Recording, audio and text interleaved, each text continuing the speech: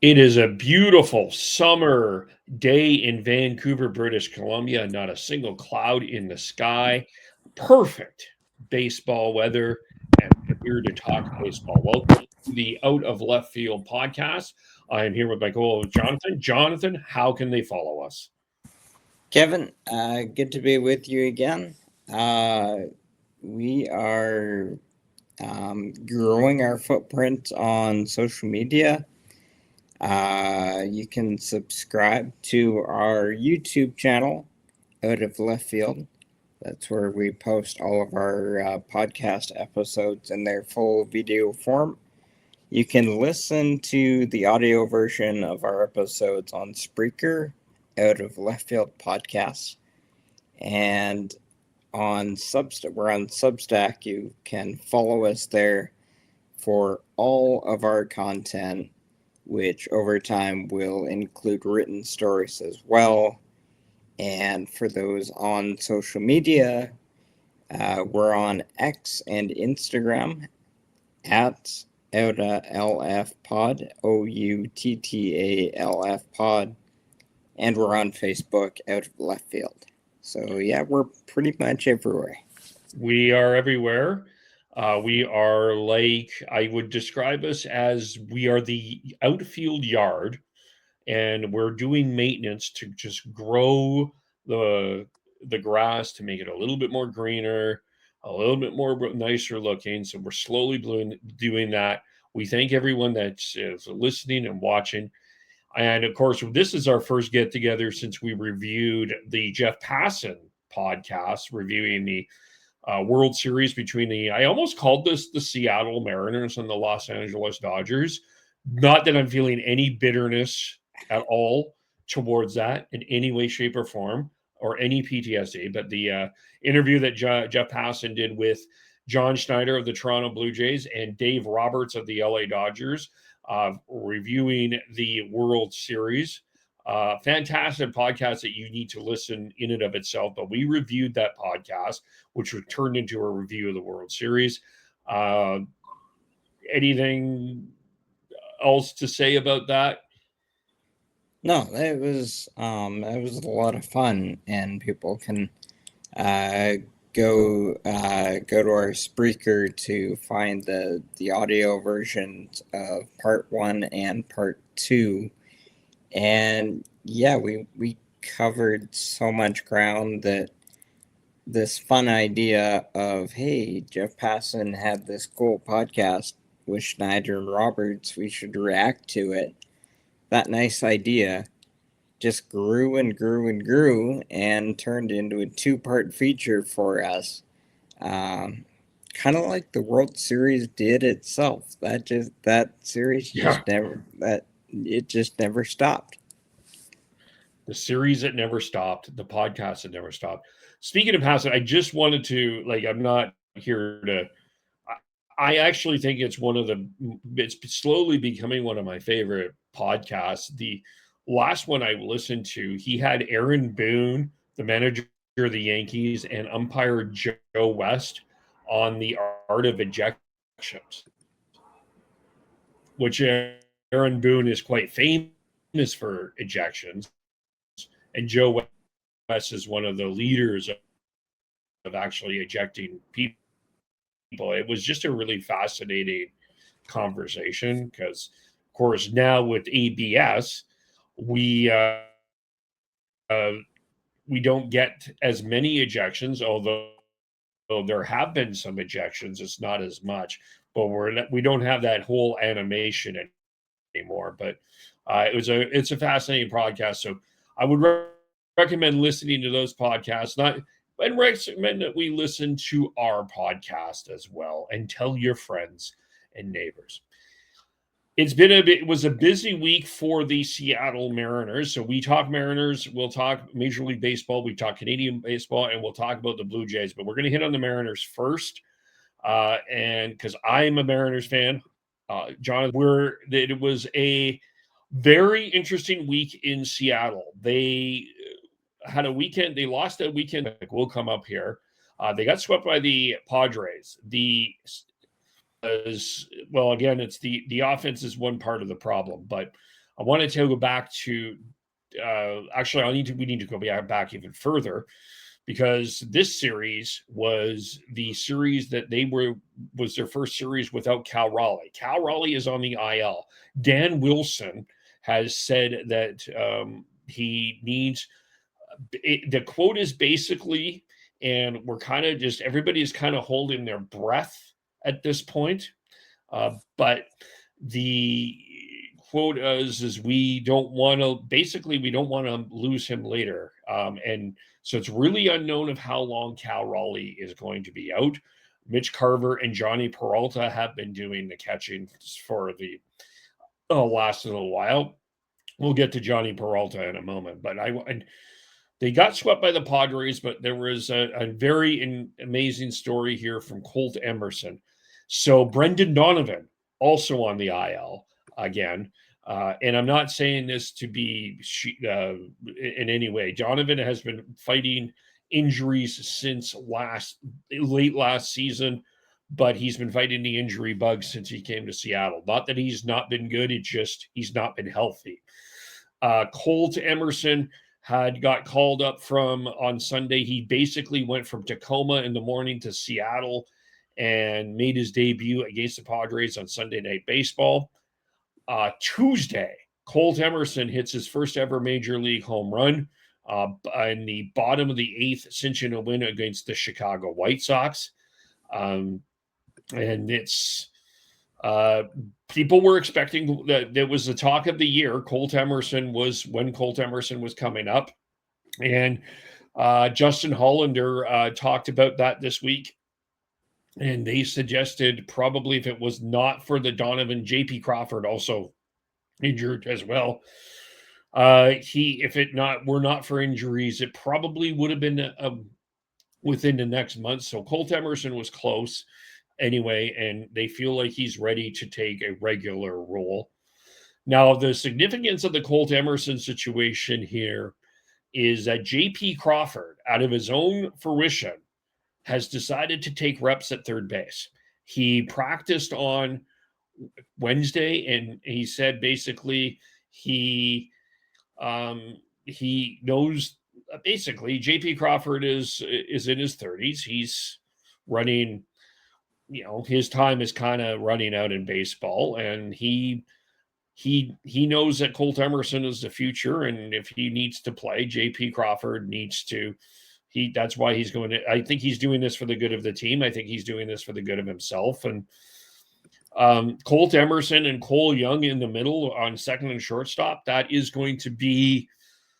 might be eventually, Jonathan. If we ever talk about the best middle infield in baseball, there is a strong possibility that is a conversation that the Seattle Mariners will be highly involved in. Very excited. Emerson signed a contract earlier this year, an extensive one. So everyone's been really high on Colt Emerson, and everyone's high on Cole Young as well. So that's the $130 million extension, by the way, for Colt Emerson. Not a bad check at the end of the day. So that's what's going on there. And then Tuesday also was a pretty significant day for the Seattle Mariners. Jonathan, have you heard of the piggyback? I have. All right. So we are in the middle of a piggyback in Seattle. So the piggyback, in essence, is one pitcher starts and then someone is going to relieve him. So Bryce Miller started on Tuesday against the Chicago White Sox, and he was dynamic in his debut. Looked really good. And he pulled his inner Max Scherzer, Jonathan. Dan Wilson comes out to take him out, and Bryce was furious. This guy was furious. He was being taken out. He was not happy in any way, shape, or form. So Luis Castillo comes in. Now, here's the fascinating thing about this piggyback situation, because both of them pitched really well. But we kind of have talked about this in previous podcasts about sort of the change in dynamic that we're in with new school baseball.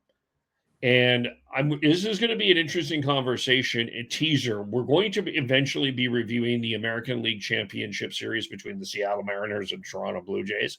And one of the conversations that came out of that from the Seattle's perspective is leverage arms. And the reason I'm using this long-winded story to get to where I'm going is Luis Castillo is started the ninth inning.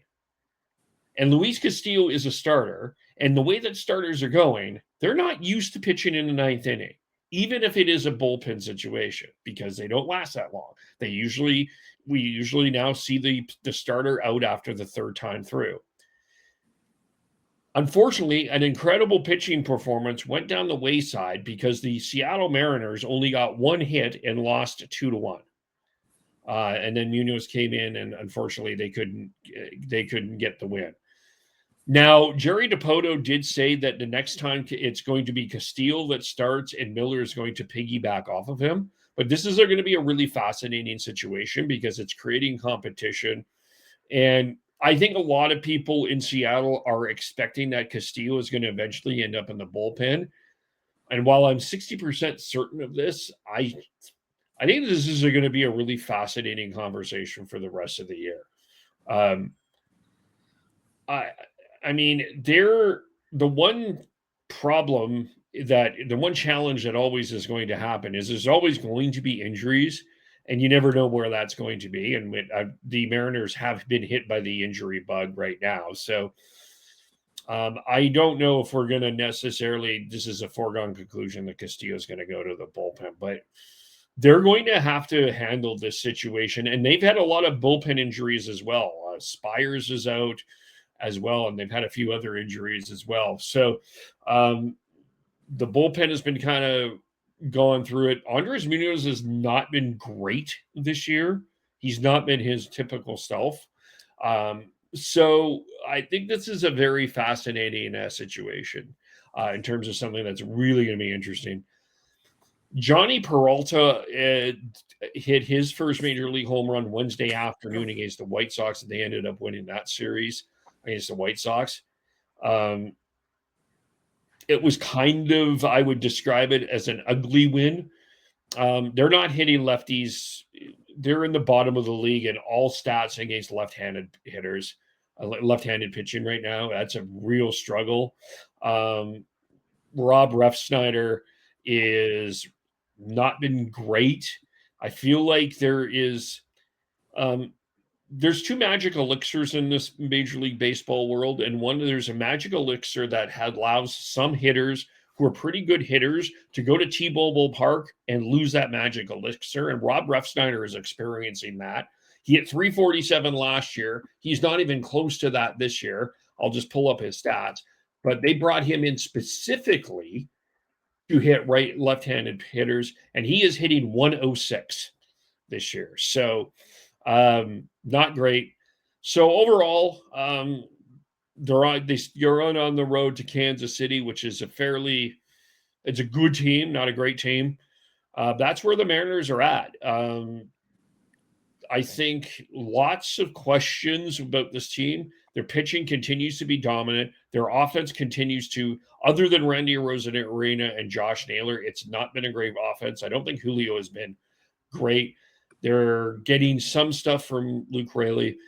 But I think the big thing, I guess, the encouraging thing for me, Jonathan, is the Mariners found a home run from Johnny Peralta, and you're going to have to find some players that some of these unknown players, if the Mariners are going to make the playoffs, these are the guys that you're going to have to come through. Sort of some of these unsung heroes are going to have to find a way. I think fortunately for the Mariners and probably for the Blue Jays is the American League is not very good, but the Mariners currently sit 24-27. They are 2 games behind the Athletics for the West, and they are currently 1 game behind the wild card for the Texas Rangers. So things are not terrible. They're 3 games under 500, not ideal, but that's kind of where they're at. That was long-winded, but that's what's going on with the Mariners. It's you talk about it's not going great, but nothing's over. feels like most of the league is in that spot. There's been a lot of mediocrity in the American League, but just as you're talking about a couple of different things, I think from the perspective of someone who doesn't focus first on the Mariners, I think the Cal Raleigh injury news was probably number one recently for them, for me. And it got me thinking back to what I thought of them coming into the year. And coming into the year, like, we knew Cal Raleigh couldn't repeat 60 home runs, but what could he do? And coming in, I was questioning if that lineup had enough thump. They brought in a bat to ball type guy in Brendan Donovan. And so now looking where we're at, they've gotten almost nothing out of Raleigh from the production standpoint. But they're tied for ninth in home runs with 58, so that's not bad. And what's kind of gotten Ninth them in the off majors or ninth in AL? Sorry to interrupt. in the majors. Okay. And yeah, these are, I'm going off major league stats, and they're 28th in baseball with the 226 average. So I'd kind of turn that back to you as someone who watches them consistently. Um, we knew Raleigh wasn't going to repeat, but his production to this point being pretty much a zero obviously hurts. But I don't know. It seems like they brought in a couple of contact type bats, maybe to be a little bit more like last year's Blue Jays offense, but they're hitting 228. So what's not working offensively? They can't hit left-handers. That's the one of the hugest problems. They are in the bottom of the league in left-hander stats. I have the. Let's give me a second because I had this stat written down from this was a week ago, but nothing really has changed.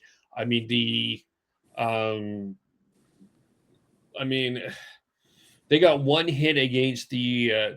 So I'll give it just before as I pull these stats up here as an example. They had the against Chicago on the White Sox on Tuesday or Monday, sorry. K pitched 30 through 31 pitches in the first inning. They load the bases and don't get a single run. Like it's just like they're able to what's going on is they're able to get people on base, but they're not able to get more than that. And it's kind of it's yeah, it's sort of it's tough. Like this is here's some latest stats. This is from Ryan Divish. Uh, they're under 500 against lefties, 27th against lefties. On base percentage is 29th, slugging percentage is 27th, and 25th in strikeouts. Yeah, Um, that's not going to work. It's not going to work, and it's the and it just becomes a bit of there's two problems that are coming with this because it's becoming easy to manage against the Seattle Mariners because all you need to do is get out your left hand leverage arms and you've got them. And this shouldn't be the case because two of their best hitters are right-handed, and Julio Rodriguez and Randy Arozarena. And Arozarena has been really good. Ref Snyder, as we mentioned, is hitting 106. Luke Raley doesn't hit left-handers very well. Colt Young is a left-hander. And I think Emerson is a lefty as well, I believe. So, and then you lose Cal Raleigh. So, yeah, their pitching is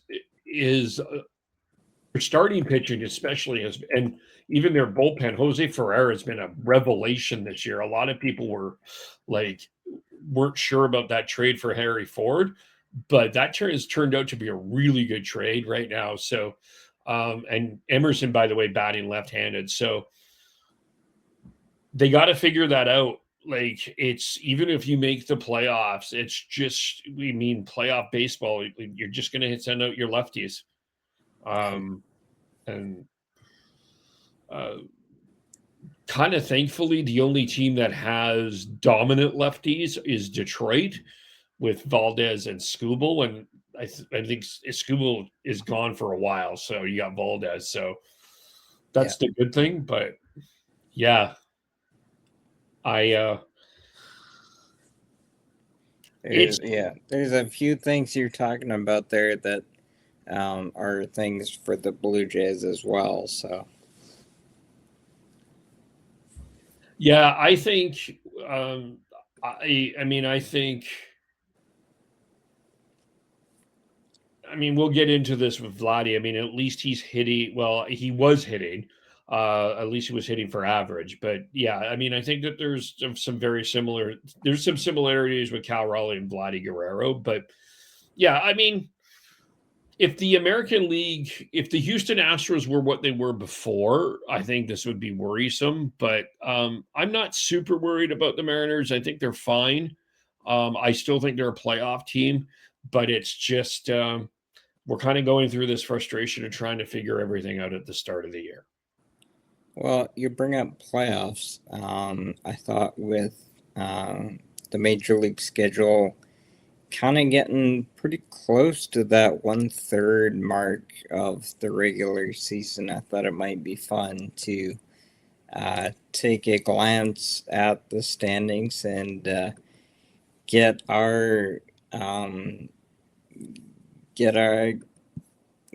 get our thoughts on who we think is for real and who we think the pretenders are. What do you think? Sure. Do we want to start for the who real for real is? Sure. There is I think the San Diego Padres are for real. They gave the Dodgers a hell of a fight this week. They actually went into first place at one point this week, and they passed the Dodgers, but they lost the last two games. I think they're for real. Their pitching is really strong. They got and then you get Mason Miller at the end there, one of the best closers, and Adrian Morjan is a very good left-hander. That pitching staff is really good, and Fernando Tatis still does not have a home run, but they still have found ways to get runs and get length out of that lineup. I think the Padres are a team for real. I think the Atlanta Braves are for real. I was one of them we did a preview earlier, and I said the Braves would win I believe I had the Braves in the playoffs, and I had the Phillies winning the East. But the Braves are doing much better than I think everybody, even I, expected. They've got the best record in baseball at 35-16. And yeah, up and down that lineup, that they're back to what the Braves are. They just play good baseball. They don't make these big splashes that everybody else does. They just have created a foundation of baseball that is consistent. Again, they just keep doing that. And those are the two National League teams. And I think the Cleveland Guardians are for real. They've won 6 in a row. They're 30-22. They've won 9 of their last 10. Jose Ramirez is an underrated player. And Stephen Kwan is also a guy that is, I think, criminally underrated. And they hit the ball, they pitch, they play good defense. Yeah, I think those are the three teams that I think are for me, are interesting to watch: the Padres, the Braves, and the Guardians. What about you? For me, this might just be because I watch a team in their division, but for me, Tampa's for real. They can pitch. They always can pitch. That's what they hang their hat on.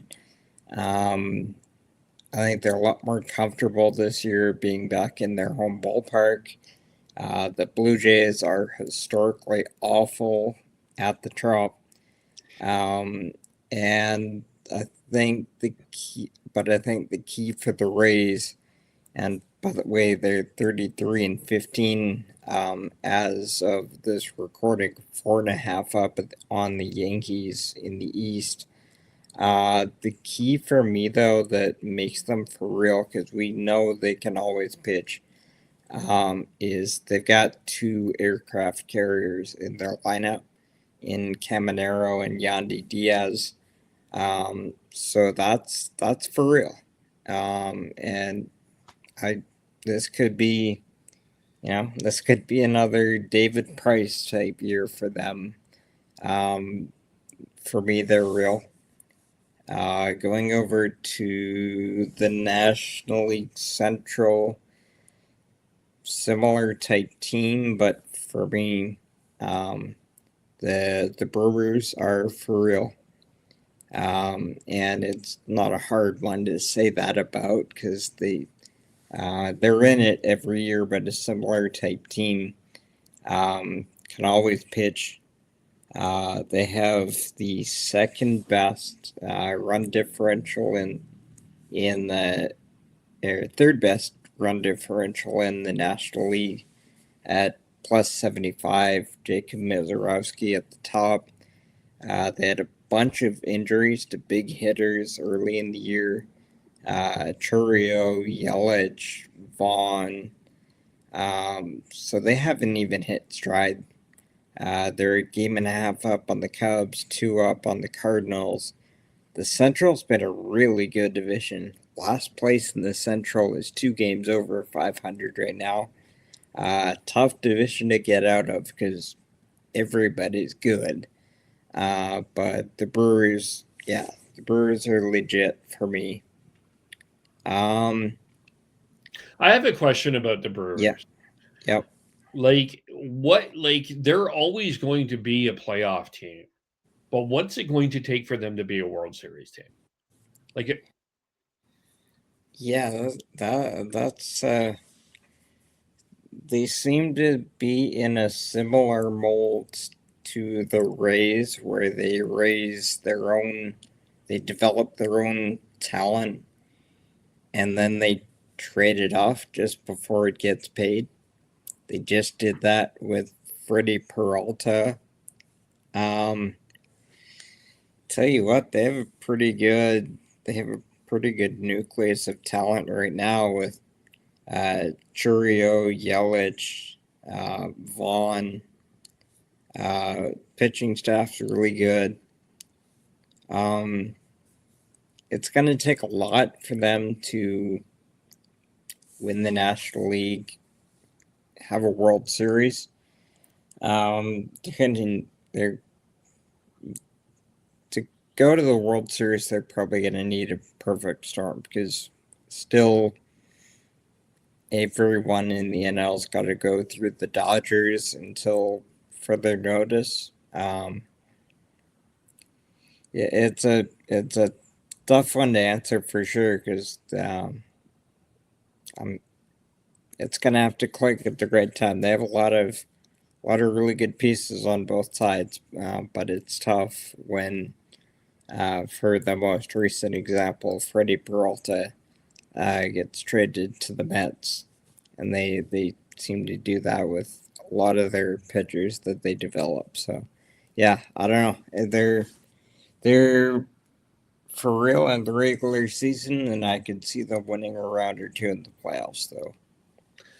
Yeah, that's the challenge that the Brewers have, and especially when you got the Dodgers, who are a free spending team, and of course the Mets as well, and the Cubs.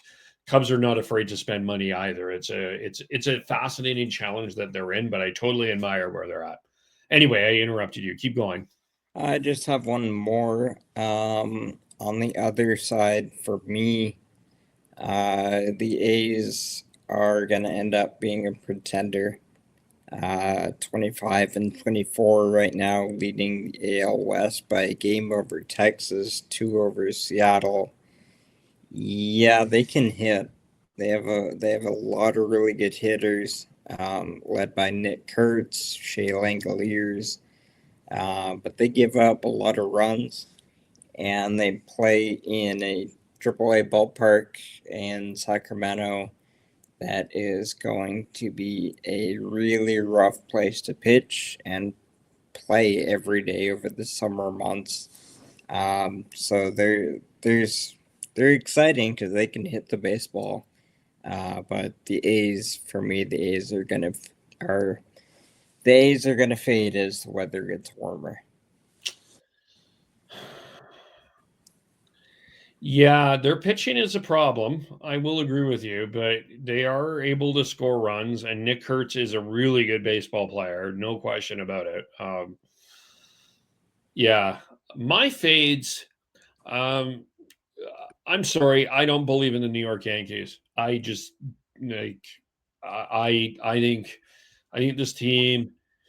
If this team was wearing another jersey, I don't think anybody would give a crap about them. I don't think they're that good of a baseball team. They don't do the fundamentals well. Tonight was a good example on the Ryan McMahon, on the Ernie Clement hits the ball the third. I don't know what Ryan McMahon was particularly doing, but that somehow goes all the way.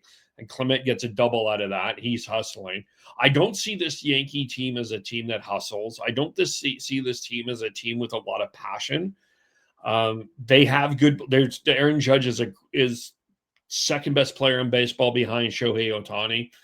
Um, they just and their pitching is like they've got good pitching. But I just think that this team is beatable. I just think when the chips are down, the Yankees may make the playoffs, but I just don't think they're once they get into the playoffs, this team is that good of a team. And I would say this, like if they were in the National League, they would be well down the standings right now. They are very fortunate that the American League is not very good. I'm sorry, I don't buy the Yankees at all. I simply do not believe in them. Um, and I guess in the National League, the um, I don't really have a team in the National League that I think the National League is really good. It's hard to really question. I think some people are kind of feeling like the Mets are back, and I just don't. I never have trusted the Mets to do anything right. So I think that's the one team that I think the New York teams are the teams that I just don't believe in. The Yankees and the Mets, I just don't believe they're as good as people are making them out to be. Yeah, I agree on the Mets for sure. Yeah. What I heard a stat today on Bo Bichette. I think his OPS is like 564 or something like that. That sounds right. Yeah, holy like And you're talking about the Yankees there. The one thing I just finished as we're recording tonight, I just got finished watching the Blue Jays win the final game of a 4-game series to split that series. And the Yankees won the first two, Blue Jays win the second two. Aaron Judge in the 4-game series goes 1 for 15. And so yeah, they can hit a lot of home runs, but it's they're in trouble if Aaron Judge isn't leading the way in the power department. Oh, one other team I think is I think is going to fade is probably the White Sox. Yeah. I mean, I think Murakami is a great story, but is he like he hits home runs and walks? There's not a lot of average in him, and they're getting a lot better, but this is still a team that has a long way to go. Who is a team though that you think is kind of falling under the radar? Um, I think. I mean, this team can't truly go under the radar, but The Phillies were a disaster to start the year, fired their manager, and they've got it back to 500. And if the Braves falter just a little bit or slow down just a little bit, um, the Phillies pitching staff is led by Jesus Sanchez. They have a lot of big bats. Schwarber. Um, uh, um, why am I blanking here? Yeah, a lot of big bats. They have a Cy Young contender at the top of their rotation. I think the Phillies have a chance to get off the mat and challenge the Braves. Oh, that's an incredibly talented team. You're not going to keep them down for long, for sure. Um, like I think they're probably my only concern with the Phillies is they seem to be too left-handed, left-handed focus. I think they need a right-handed bat. They need a good right-handed bat, I think, to take that next step. But yeah, I'm just pulling up their batting order here. But yeah, I like you were not going to keep them down for long. I kind of wonder, like last year when they lost to the Dodgers, I've always kind of wondered if they felt that it was something that um, they felt that they shouldn't have lost that series because they actually had Yeah, home field in that series, didn't they? They I did have think home so. field in that series.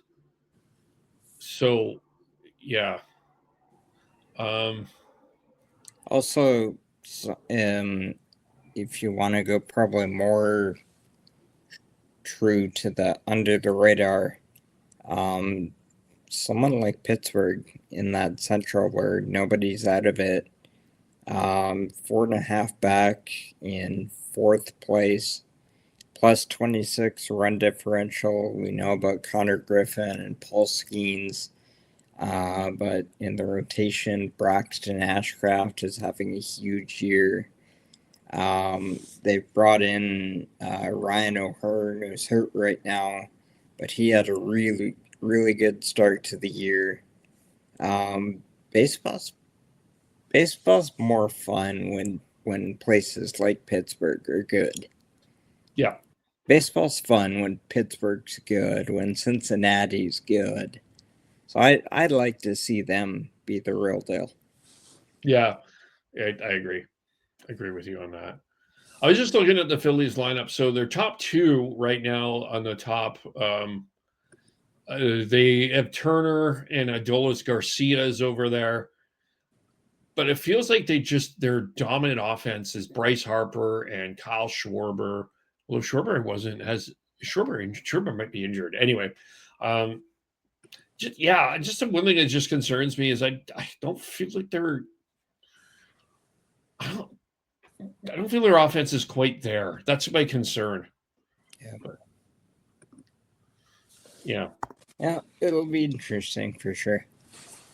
All right. Well, we covered the Mariners. We covered Major League Baseball. What is going on with Toronto?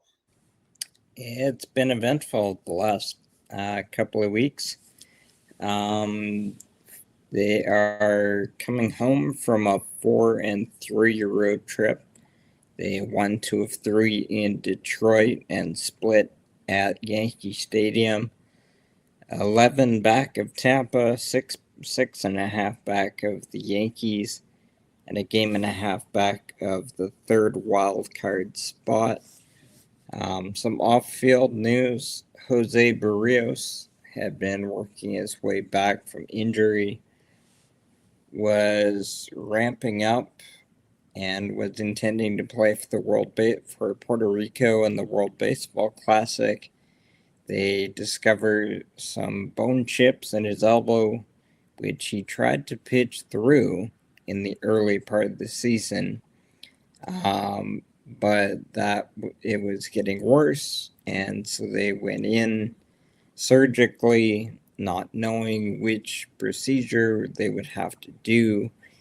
and they ended up having to do a full Tommy John surgery because those bone chips that he had been pitching with were wearing on his ligament in his elbow. So he's out for uh, basically a year, give or take. So he's out of the equation.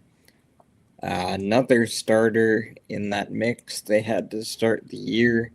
Eric Lauer was DFA'd back on May 10th, and a week later he was traded to the Dodgers, and that was a saga for sure. The Eric Lauer story in Toronto. Last year comes over from Korea, starting rotation for a lot of the year, pitched great, was one of the important pieces to them making that regular season run at the division. So everything was fantastic. 2 scoreless appearances in the World Series. And then everything seemed like it started to change this winter. He was up for arbitration. He went to an arbitration case and lost to the Blue Jays. And you listen to any former Major League player talk about the arbitration process, it's not fun. It's a lot of the club finding things to say against you. And I wonder if he didn't like that process. Because this year just had a different feel from the start. And the poor performance is really what did him in. But then he gets put behind an opener by John Schneider, and he comes out in the media afterwards basically saying he doesn't want to pitch behind an opener, and that John Schneider snipped back saying that's above his pay grade. So something just felt off the entire year, and I wonder if it started with that arbitration case. And from a team perspective, that kind of drama, off-field drama, tension within the team, that's something that the Blue Jays that you just didn't hear about from the Blue Jays last year. Everything was about how tight this team was. Everybody got along. Everybody was pulling on the same rope. And I wonder, I wonder if there was something amiss with Lauer early in the year. I wonder if that could have rubbed off on anybody else in the group. I don't know if that was if there was a little bit of that going on, if the group dynamic is different this year, but yeah, interesting one there. It was fun last night. The Blue Jays win 2-1 against the Yankees in the third game of that series. And it was Yesavage against Cam Schlitter. First, of course, it was the rematch of the ALDS. And it was the first time we'd seen Yesavage go against Schlitter. Both of them kind of burst on the scene with each club, and both had huge playoff runs with their teams last year. In this one, Yesavage went 6 shutout, allowing just 2 hits, no walks, 8 strikeouts. Schlitter, 6 innings, 2 runs, 8 hits, 2 walks, 7 strikeouts. So they lived up to it. And Kevin, it's fun to think of when you get that might be as close as you can get nowadays to thinking ahead about what might be a marquee pitching matchup in the division for the next 6 or more years. Yeah. How much fun, just as a baseball fan, how much fun would that be to see those guys match up a bunch more the next few years? Yeah, both have great stories behind them. They both had incredible playoff debuts. Schlitter against the Red Sox, Yesavage against the Yankees.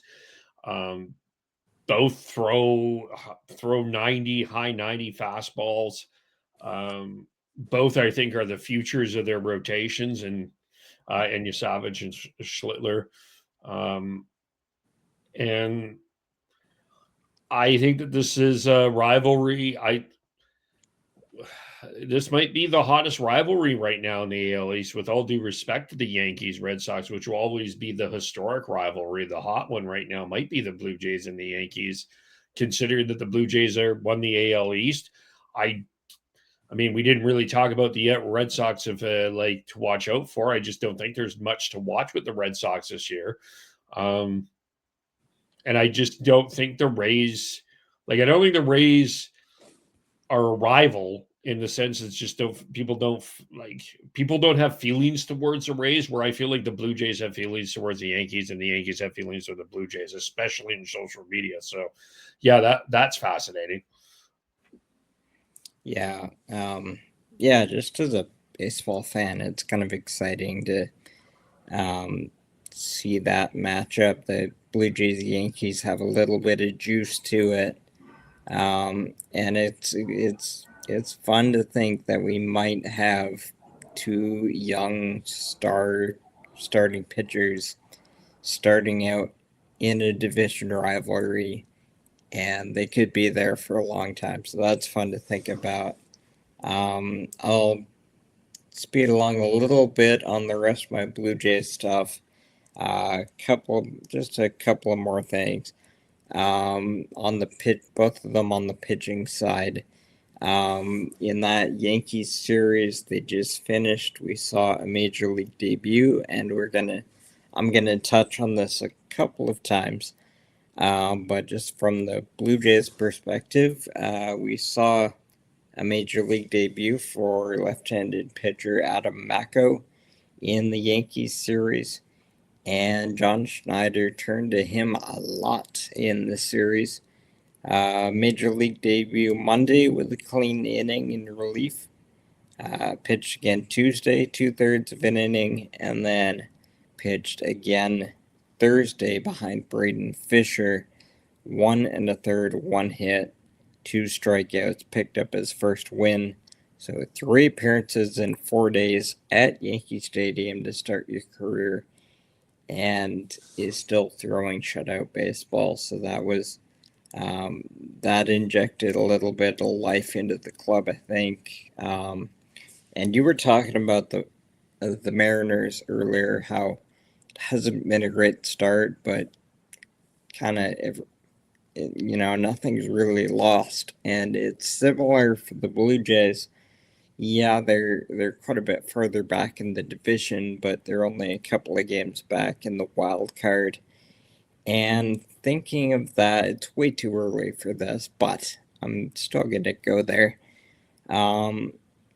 The offense has been all kinds of trouble for the Blue Jays this year, and we've talked about that a lot, and we probably will again. But the Jays' top three in their rotation of Gausman, Cease, and Yesavage, now that he's back in full swing, that's a great top three. Their 4 spot is serviceable now with Corbin, and their 5 spot they don't have it figured out. But if the rest of their game figures it out enough, if they start scoring enough runs, a top three, that top three of Gausman, CC, Savage, I'd put that up with anyone. And if you put that in a playoff context, yeah, it's not likely that we're going to see the Jays make another miracle run at the division like they did last year. But I still think a playoff or a wild card berth would work. 3-game wild card series with those three, giddy up. I'd take that. Well, you got Bieber is apparently going on a rehab assignment here closely and shortly, and Scherzer. Where were we at with Scherzer? Scherzer, it sounds like he's closer than Bieber, but it keeps it the timetable keeps backing up, so I don't know if anyone really knows. But just thinking for like if the Blue Jays were to get a wild card spot and had to play in that 3-game series, they could line up Gosman, CC, Savage. They should be in that case. They should be very confident of getting through a wild card series, shouldn't they? Well, considering what the AL is, I don't think I don't think that that's unrealistic. You're probably at this point, you're probably, if you get a wild card spot, it looks like if it was today, it's going to be an AL West team, whether that's the Rangers, Athletics, or Mariners. Um, I don't. I'll say this though. I mean, the Rangers have good pitching too. Like, don't discount their pitching staff. They've really turned that team around into a hitting team, into more of a pitching contact team. If you're playing the Athletics, I mean, I think you definitely have a pitching advantage. I can't say you do against the Mariners, and I can't say that you do necessarily against the Rangers. But I could see like it's a damn good, yeah, it is a really like, I'm not saying it's a bad rotation, it's a bad three, because I think Kevin Gausman, I think Kevin Gausman is one of the better starters. I don't think he gets credit for being one of the better starters in baseball, but I think he is. I think it would be a good argument to say he's a top 10 starter in baseball. I think that that's fair. Yeah, we just don't talk about him as much because he's not flashy. No, he doesn't. He just gets people out. Yeah, he doesn't do it the way Ohtani does or other people do it. Like, he just goes out and does his job. So, um, and Yesavage, we've already talked about, and Dylan Cease. But he comes down to that bullpen though, too, right? Yeah. And you got to find the closer, and you got to find the offense, which I do think would be a challenge against the Athletics and the Rangers. I think Rangers are. Don't sleep on, like, we talk about a team that people might be sleeping on. Don't sleep on the Rangers. I think they're a better team than people think, especially in Mariner land. They're a better team. But so yeah, that kind of does it for my Blue Jays stuff. Do we want to head into the Canadian stuff? I have a question for you before we do. Yeah. Because you popped a thought in my head. Because you said, I think you talked about Eric Lauer, and you talked about the tension that potentially in the room, and I was thinking about something. I don't know if it's a hangover, but I do wonder how losing in Game 7 of the World Series has impacted this team. In the manner that it was lost, right? That was a heartbreak. Like, it was a heartbreaking way to lose. You had a chance to win the World Series. You didn't get blown out, but it was like, it was a gut wrenching way to lose. And I just wonder how.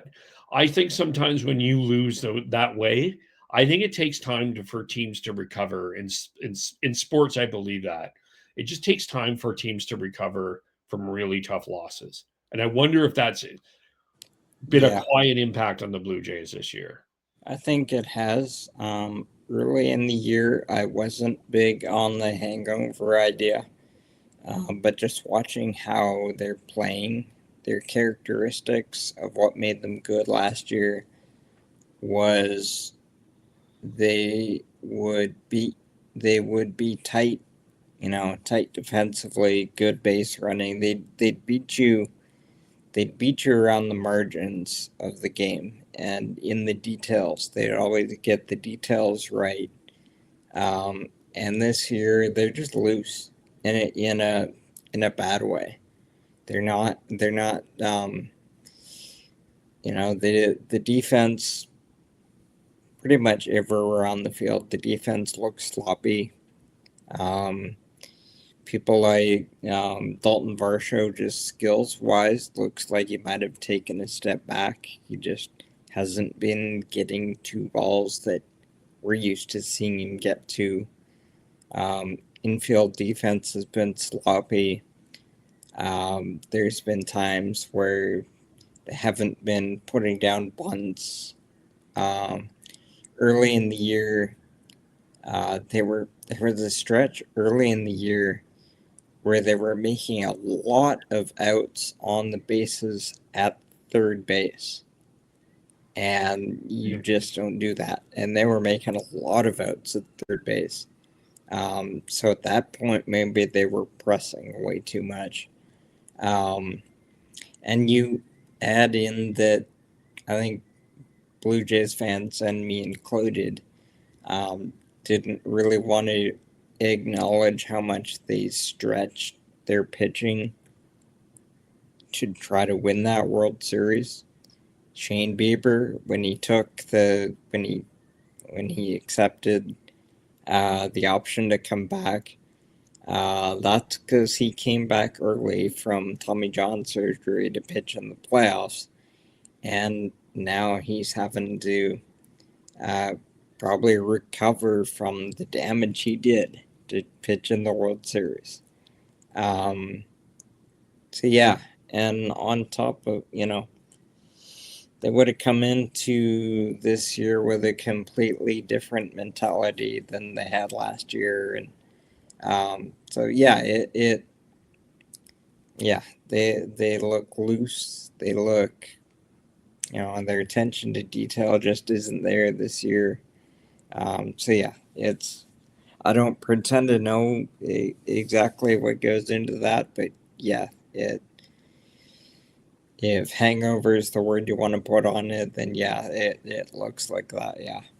And they didn't really add any. I mean, they added Dylan Cease, but they didn't add a bat. They didn't they added Jesus Sanchez, and they added Eloy Jimenez, but I wonder, the other challenge that I think happens sometimes is when you get that close, you think you're better than you are. The Dodgers added Kyle Tucker. They didn't need Kyle Tucker, but they added Kyle Tucker to that lineup. And I wonder if the Blue Jays, I wonder if when we look back on the year, not adding a significant bat to that lineup. Yeah. Because you lost Bo Bichette, and you didn't really have Bo Bichette for at least the second half of the season, and you're not. And I mean, it's not working out with the Mets, and so that's neither here nor there. But that's a bat that you lost, and you got bats from players that you weren't expecting, and now all of a sudden everybody is struggling, and you don't have that bat to get you out of trouble. Yep. That's I just don't and don't forget. Sorry, I'm going long-winded here. Alejandro Kirk is also a massive loss. Yeah. Another guy that doesn't get enough credit for. He's a good catcher. Yeah, and you bring up Bichette, and he was a guy that could hit any kind of pitching, and they haven't really had that this year. Bichette's not the top end power guy, but he has the ability to get hits off of anyone. And so he's the kind of guy that can prevent a team from going in a serious rut like they've been in. And yeah, you talk about the offseason. They went out and they got Cease done right away. And that's because they knew that they didn't have enough swing and miss on their pitching staff. So they got Cease done right away, which was great. But then, based on what the reporters and the insiders were saying, it seems like they were in on Tucker pretty much to the end of the Tucker pursuit, and they didn't get him. I wonder if the front office made a mistake going all in with Tucker and not getting him, and that taking so much time that they didn't have the ability to circle back and get somebody else who was in that upper tier. They probably could have used a Brendan Donovan. Yeah. And Yeah. I mean, yeah, just another bat that just lengthens your lineup, right?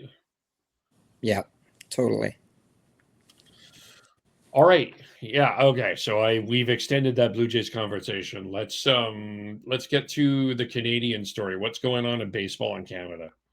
Yeah, so this week we talked about Adam Macko and the Blue Jays portion, but we're going to circle back to him because he pitched for Canada's World Baseball Classic team this spring, and he made his major league debut, and so that was a big moment for a lot of people in baseball in Canada. And Macko has a really good story that's worth telling. And if you watch Blue Jays games, Jamie Campbell and Sportsnet did a great job. They put together a short video piece on Macko's baseball and life story. But Macko is 25 years old, was born in Slovakia, lived for a time in Ireland, which is where he discovered baseball, and that his family moved when he was 12 years old. They moved to Edmonton and then ended up settling in Stony Plain, Alberta.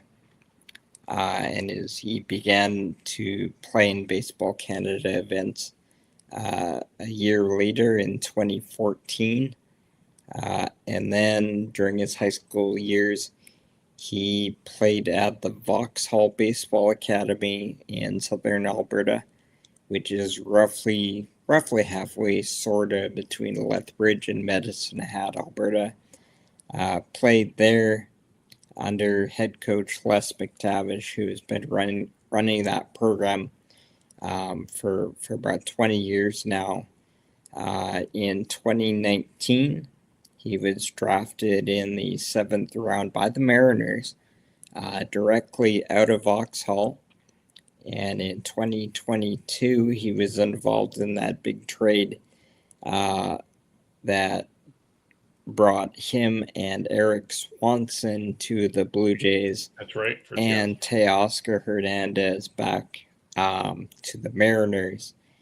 And that's a community that I'm pretty familiar with. I'm originally from Okotoks, Alberta, which is the Okotoks program and the Vauxhall program are kind of rivals on the field, but they're all in it for the same mission of helping players get to the next level. So Les McTavish was able to get to New York to see, I know, at least 3 games of this series.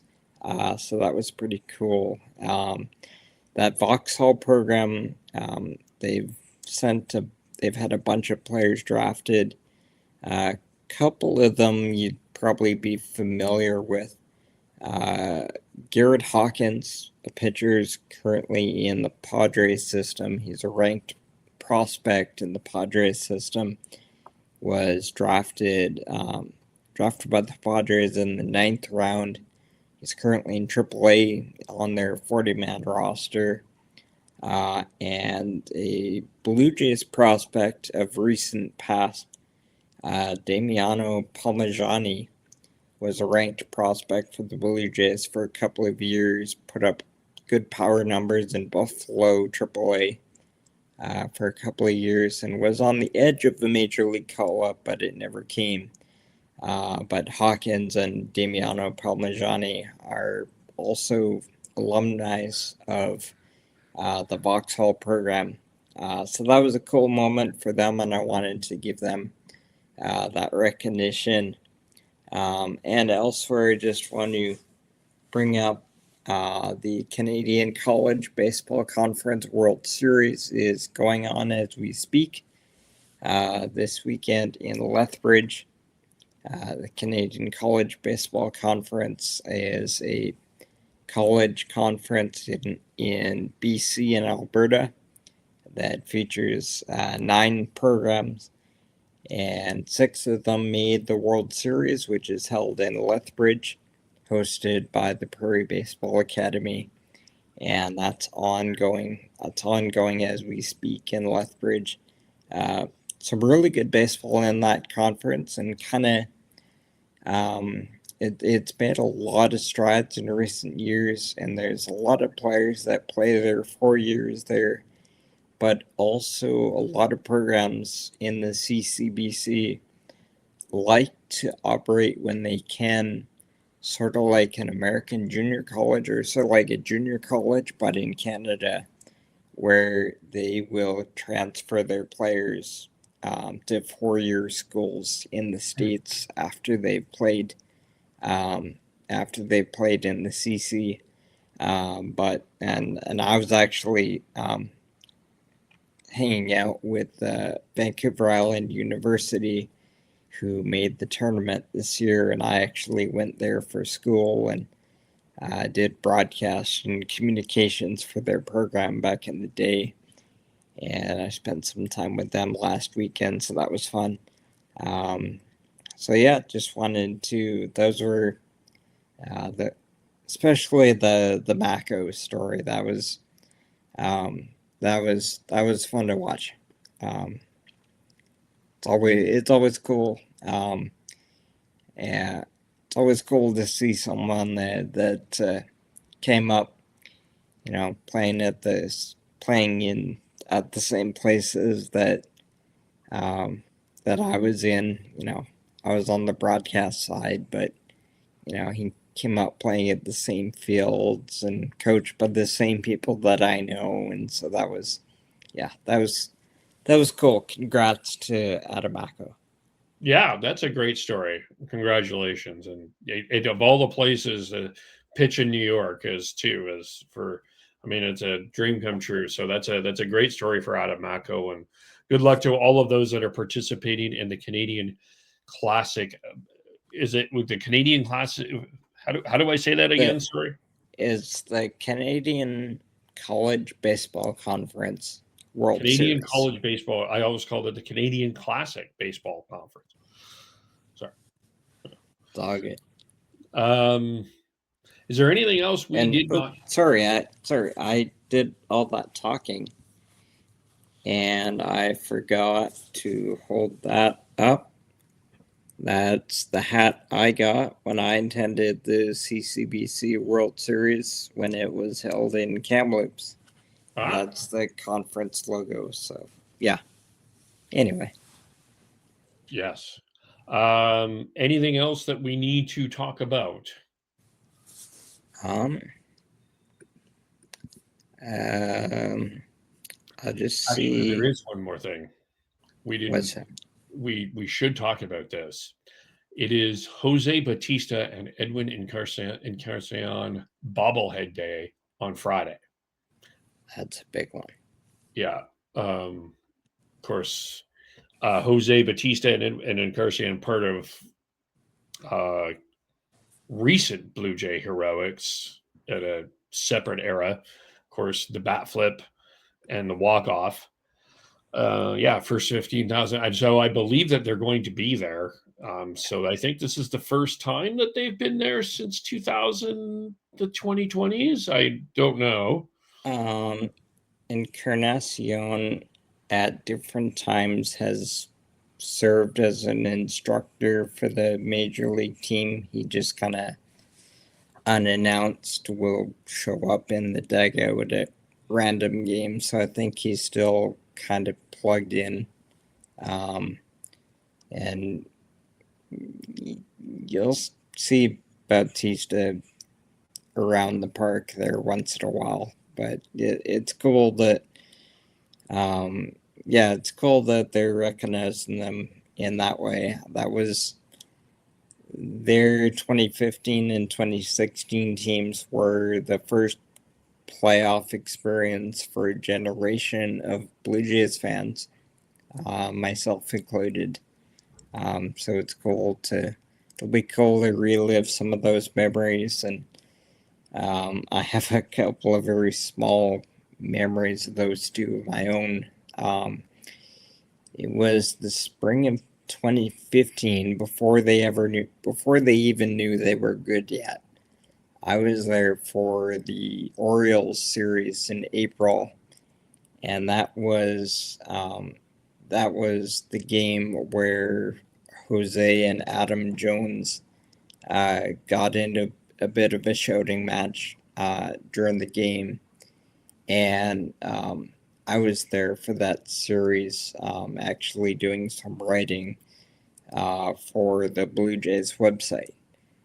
Just a couple of spot assignments that I'd been given, so I flew out there and had field passes before the game, and it was like Jose had been tipped off that there was a guest on the field. I remember being around the cage and Jose walks up and sort of motions, come over here, and don't remember one thing about what we talked about, but Jose sat with me in the camera while during batting practice, and it was just stuff about how was the flight, what are you working on tonight, and it was cool. I think someone might have tipped him off, but it was cool that he would spend that minute with me, and had a similar greeting that same day with Edwin. And so yeah, they're little things that I'll always remember, and contributes to why I'm doing this now.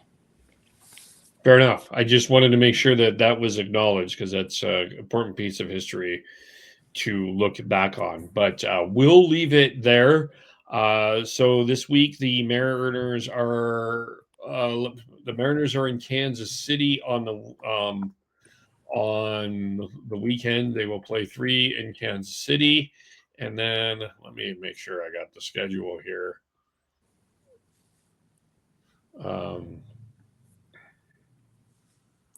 Yeah, Mariners playing the Kansas City Royals this weekend, and then I think they continue on the road to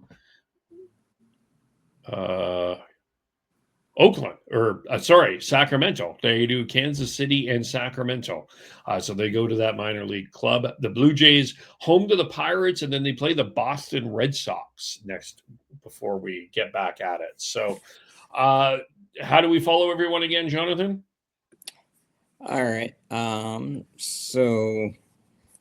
If you're watching this on the YouTube version, you can see Kevin and I's X handles if you'd like to follow us personally. But just refreshing the show locations, you can subscribe to YouTube, Out of Left Field for the full video podcast. Listen on Spreaker, Out of Left Field podcast. Follow our Substack, Out of Left Field podcast, for everything that we do, which will include written stories here soon. And on social media, we're on X and Instagram at OuttaLF Pod, and we're on Facebook, Out of Left Field. All right. Thank you, everyone, for watching. Thank you, everyone, for listening, and we will talk to you all very soon. Bye for now.